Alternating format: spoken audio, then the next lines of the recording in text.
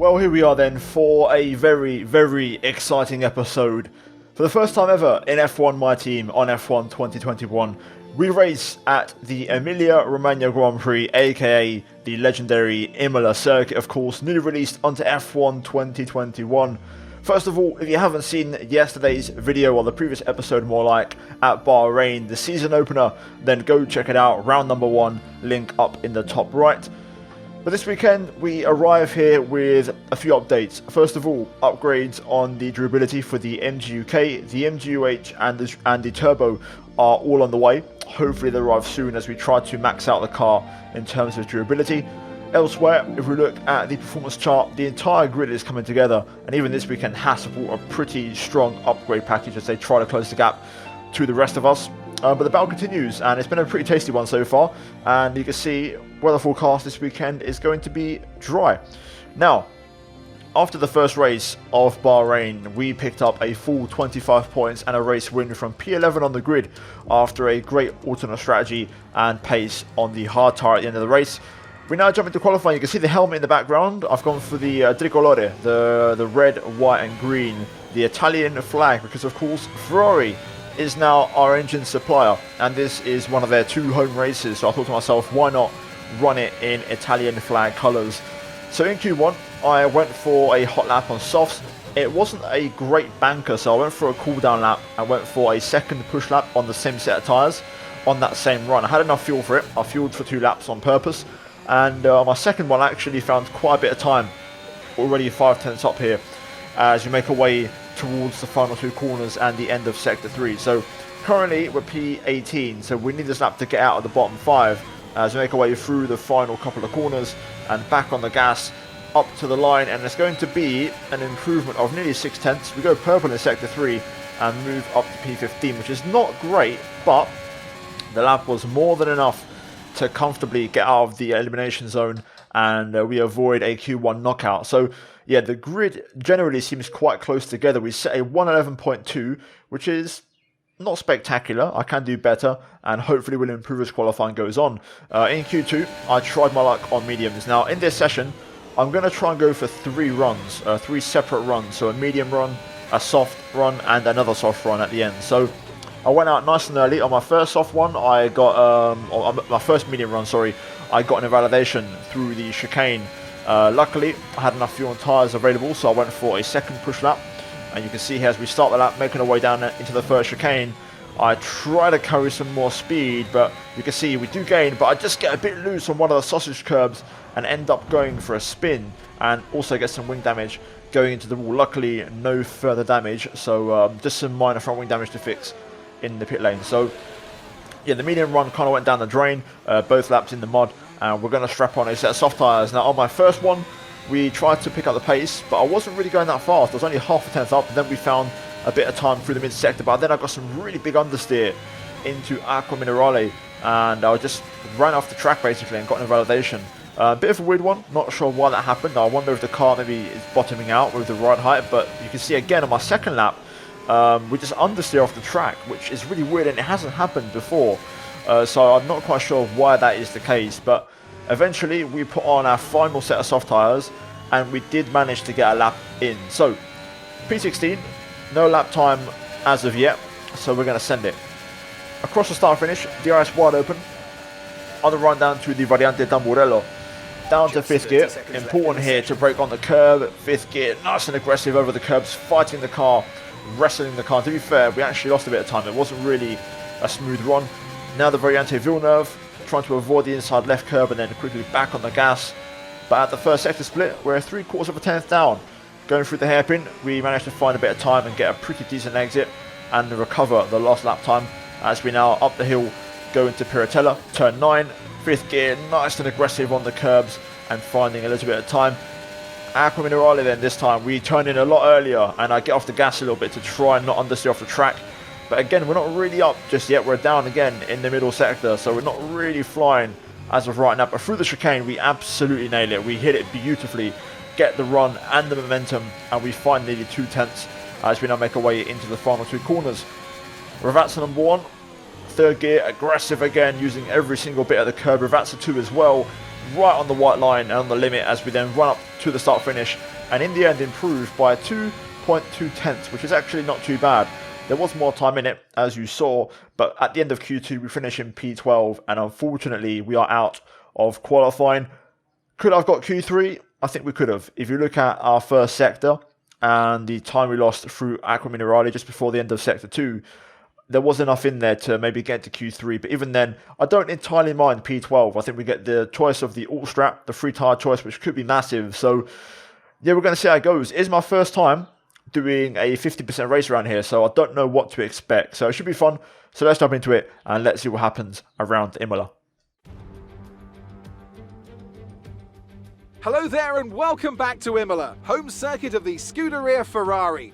We expect to see a lot of local supporters in red today. They've all turned out for what we have every expectation of being a sensational event here at the Emilia Romagna Grand Prix. 3.1 miles of track here at Imola, featuring 19 turns, 9 to the right and 10 to the left. Remember that Imola differs from most other Formula One circuits as it's driven anti-clockwise. Let's hope no one forgets that today. The exit from turn 18 will probably be the setup for many of today's overtakes, leading as it does into the longest straight of the circuit and its only DRS zone. And as always, a man with plenty of racing experience joins me in the commentary box. Today it's Anthony Davidson.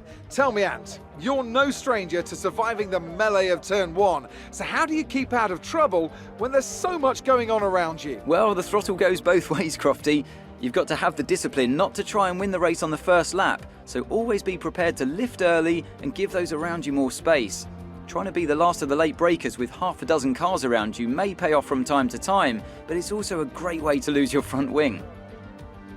Let's run you through the driver grid order for today's exciting race. Young superstar Max Verstappen starts from pole position, with Pierre Gasly alongside. Looking down the rest of the grid we have Perez, Norris, Valtteri Bottas and Sainz, Leclerc, Ricciardo, Tsunoda and Callum Islet, Martinez, Vettel, George Russell and Stroll, Ocon, Giovinazzi, Nobuharu Matsushita and Robert Schwartzman, Lundgaard, Latifi, Mick Schumacher and Nikita Mazepin. That's it then, it's time to go racing as we head to trackside for today's race. Now we're here for the race at Imola, the Emilia Romagna Grand Prix, and we're P11 on the grid.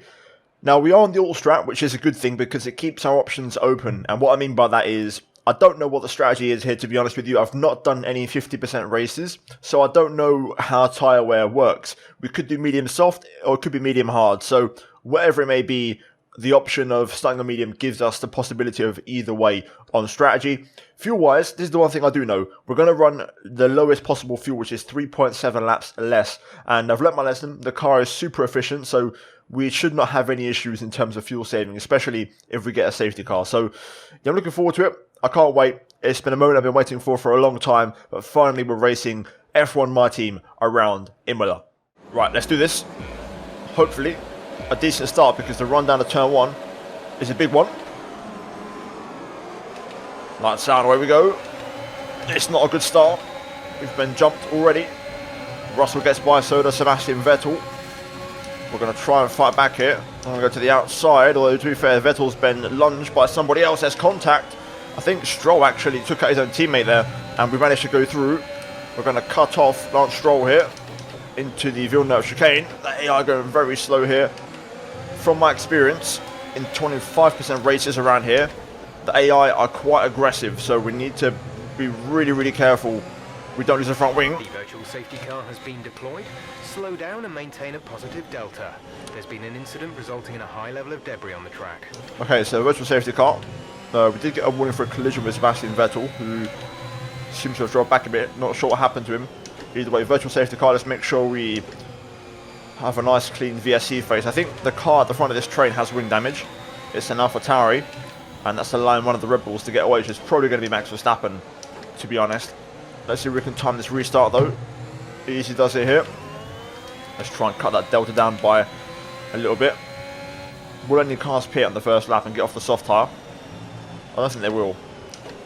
I want to see if that AlphaTauri pits though, because he's definitely got damage, I'm pretty sure. VSC ending, we're going green. Maintain positive delta until the green flags. And there we go.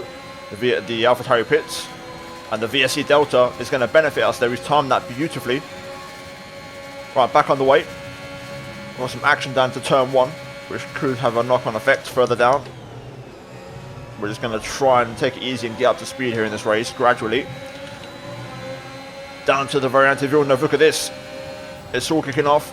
I find it really hard to do commentary because I'm so focused on trying to avoid having contact with the AI.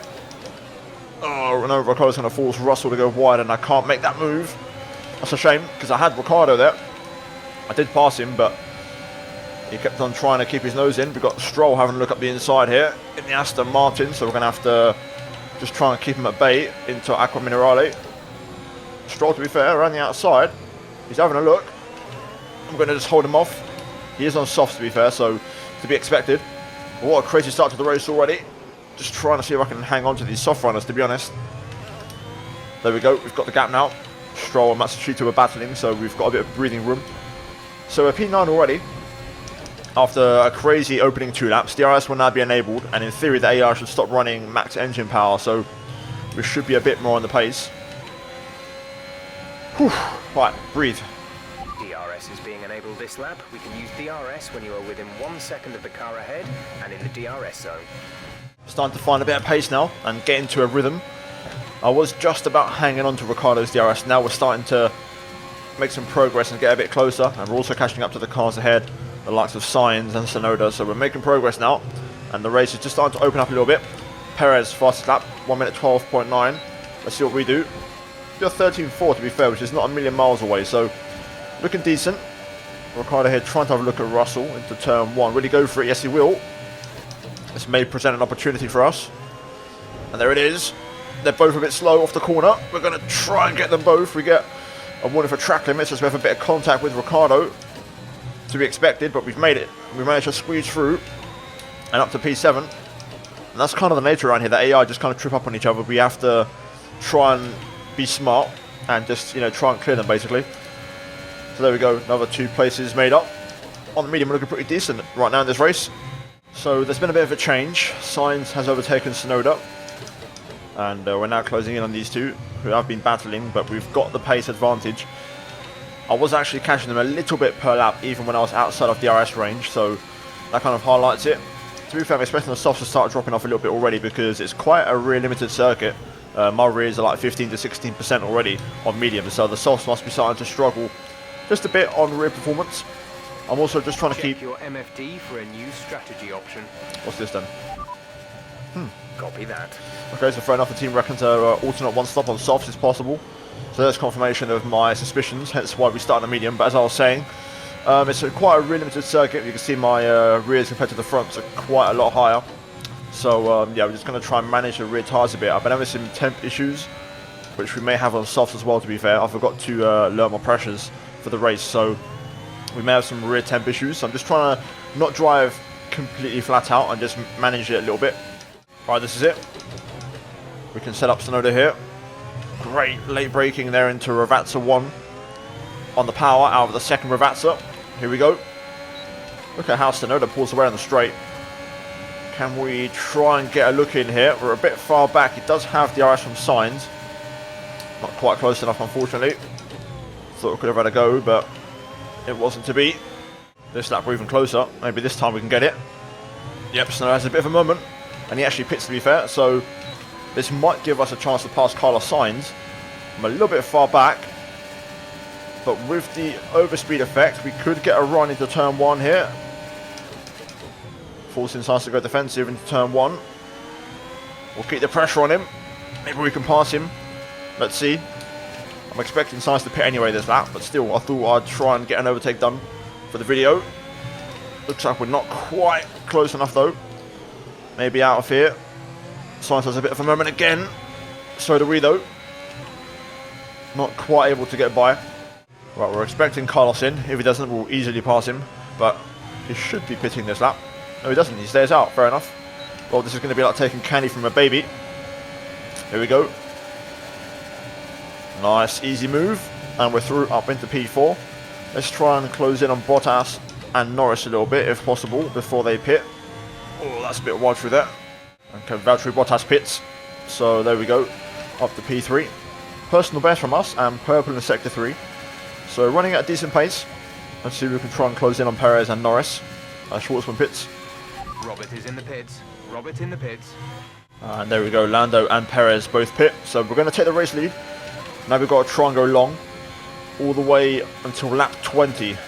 Quite a long way to go, but we'll try and make it work. Tyre wear looks okay, 29 on the right rear. That'll be manageable, but it won't feel great. But we'll try and do our best. But I've got to say, at the moment, the pace looks very, very strong. We're pulling away from the cars behind. The gap is actually going up to Perez. It seems like the hard tyre is not the tyre to be on. And right now, we're looking very decent. Okay, at the current pace, we won't have enough fuel for the end of the race. Consider adopting a more conservative strategy to preserve what you have left. I don't agree. We will have enough fuel. We've already got just -1 lap. We started off in nearly -4 laps. It's only been 16 laps of the race. The car is just so efficient on fuel now. It's easy to save. So yeah, we're going to be fine on the fuel front. But right now, just a few more laps to go before we pit. This pace right now is great. I think Perez is battling with Norris and losing time. So this is working out beautifully for us. Verstappen P5. I don't know if he's pit yet or not. I don't know what the plan is with him. I think he got a penalty maybe. He was one of the cars who got a penalty. I didn't actually look at the grid rundown, so I'm not 100% sure what his current status is right now. Leclerc's 2-stopping. So right now we're racing Bottas, and I think he's P6. So at the minute, it's going well. Oh no. No, not again. Oh my god, my car's blown up. We've blown up. Again. It was going so well.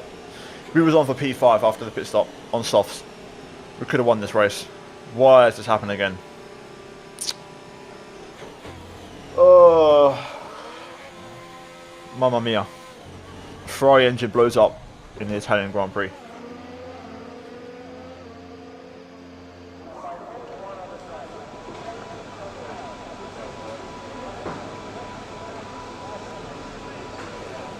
It's a performance that our Emilia Romagna Grand Prix winners can be justifiably proud of.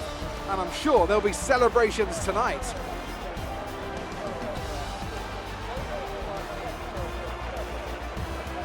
Anthony Davidson, how do you think they were able to set themselves apart today?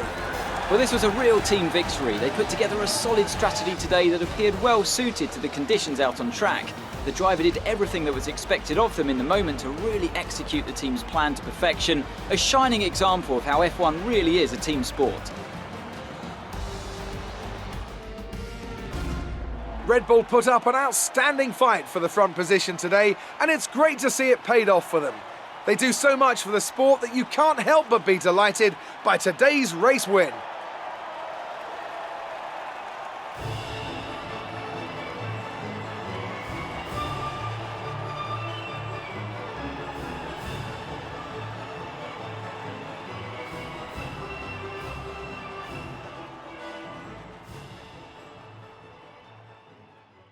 Well, there we go. Race done. And unfortunately, it's a disaster. You know, our first race in Italy with a Ferrari engine, and it goes up in smoke.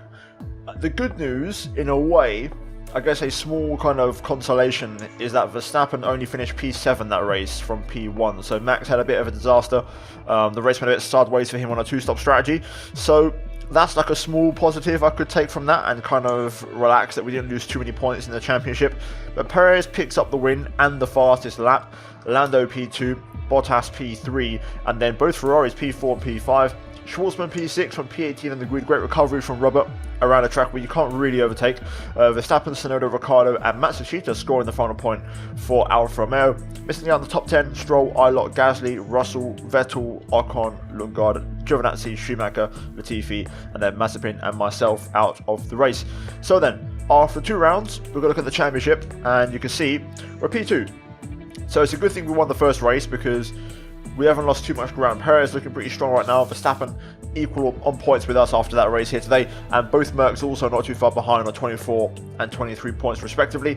Schwartzman right now chilling in P8. But yeah, overall, it's a good thing and a small consolation that this failure happened earlier in the season. Hopefully nothing else happens for the rest of the year, but for now we'll take that in our stride.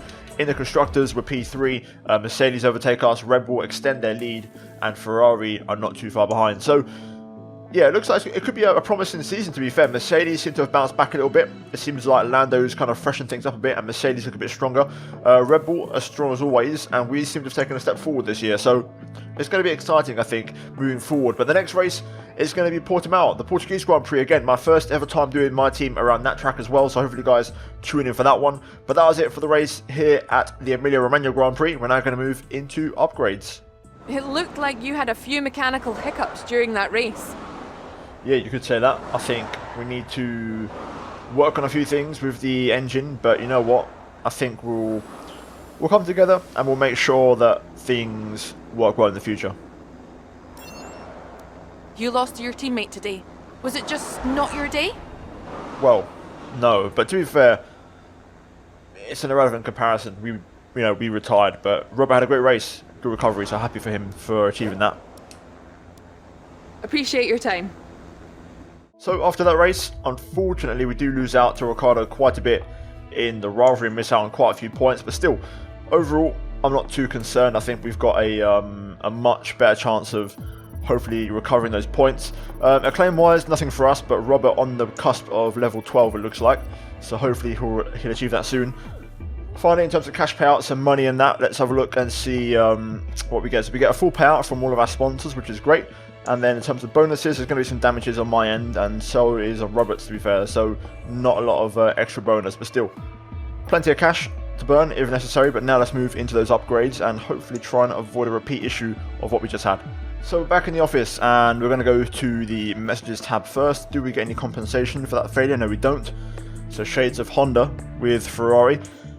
Activities wise, we're going to go ahead. First of all, do a weight training exercise for Schwartzman. We're going to add to that by doing, I think we're going to do a funded team event to improve team morale, which could be a big boost. We'll do a second driver PR filming to improve Robert's acclaim, and that's going to fill out pretty much all of our activity schedule. So to go with that, do we have enough R&D points to afford durability upgrades? We've got the MGUK failure analysis, we've got the MGUH on the way. The energy store is already maxed out, so the fact that I think this was the part of the car that failed, that's a bit concerning.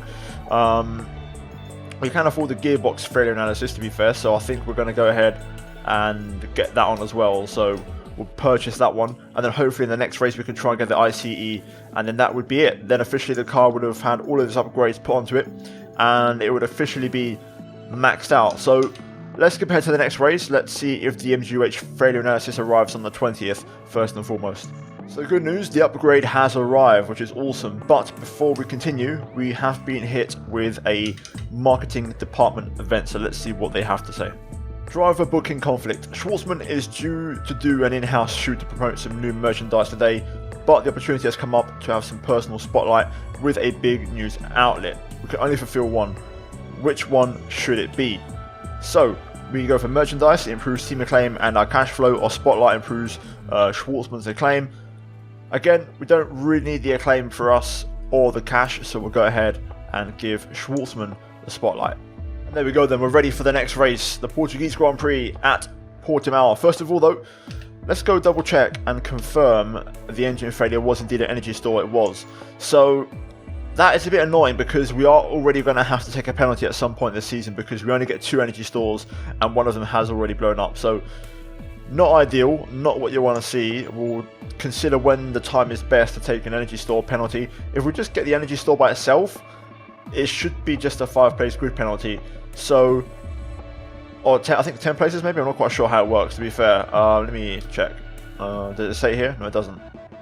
It'd be nice if they said what the penalty would actually be, but anyway, we'll take that at a later date whenever it's necessary or when I feel it's the right race for us to do so. For now though, we're going to be okay. We'll get by with the current engines we have, and yeah, the next race is Portugal. But if you guys enjoyed today's episode, albeit with the engine failure and the debut of the debut of Imola in the series, there we go, then feel free to leave a like. Let's try and smash over 1,200 likes on this video. Subscribe for more for daily F1 content on my channel, and as always, a big shout out goes to the members for supporting the content as always. Finally, check out the 2 videos on screen if you have missed them. But that's it from me, and I'll see all of you next time.